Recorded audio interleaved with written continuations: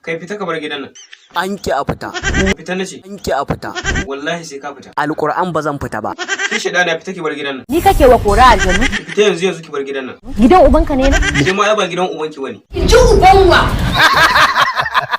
Ku zaman me kuke yi anan? Wai zaka ba mu aro. Wancan karon da na ara muku ai ban ji dadi ba. Dan Allah dan Annabi kai hakuri aka samu. To je ki dauka.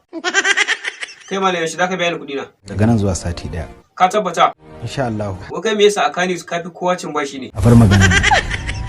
Sarki wai aka ce baka taba sa yar kafin ba. To sai me? A banza. Ni duka ba komai bane a gurina. Da wa kake yi? Da zuciyata nake yi.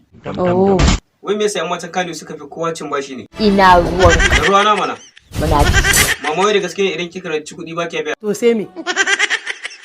Ko kana da jani?